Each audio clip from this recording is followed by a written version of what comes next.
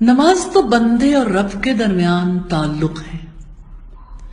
नमाज की हकीकत को समझने के लिए आप छोटी छोटी मिसालों से समझ सकते हैं। एक बुनियादी उसूल है, हर चीज अपनी असल की तरफ लौटती है। जैसे आप आसमान की तड़पती बिजलियों को देखिए, वो अपने मरकज और महवर की तरफ लौटना चाहती हैं। बिजलियां आसमान पर चमकती हैं, लेकिन उनका महवर और मरकज जमीन के अंदर है। तो वो बिजलियां तड़पती हैं, हर चीज को चीर फाड़ के जला के राख करके भी जमीन के महवर और मरकज के अंदर उतर जाना चाहती हैं। और इंसान, जमीन का बाशिंदा, मट्टी से बना हुआ इंसान, उसकी असल जमीन में नहीं है।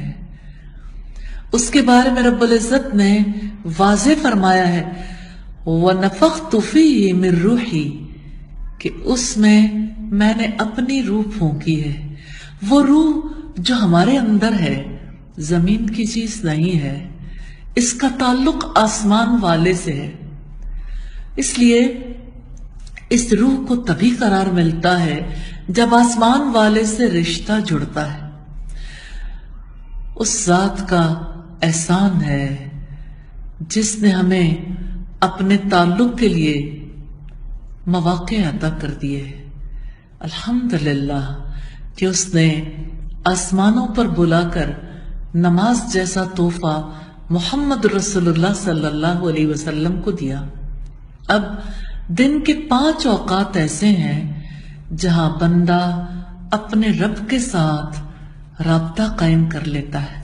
आप अपने जहन में इमेजिन कीजिए, ग्लोब, ये जो अर्थ है ना, इसके किसी कोने पर, किसी पहाड़ की चोटी पर, किसी वादी में, किसी मैदान में, किसी सहरा में खड़ा हुआ इंसान या जंगल में वुजू करता है और अपने मालिक के हुजूर खड़ा हो जाता है।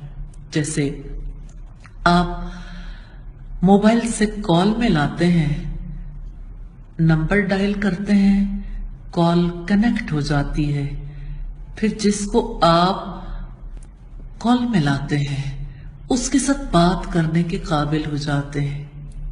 तो ये नमाज क्या है? अपने रब से गुफ्तगू है, रब से मुनाजात है, रब की बड़ाई का इजहार है। ये रब से ताल्लुक का अजीम जरिया है।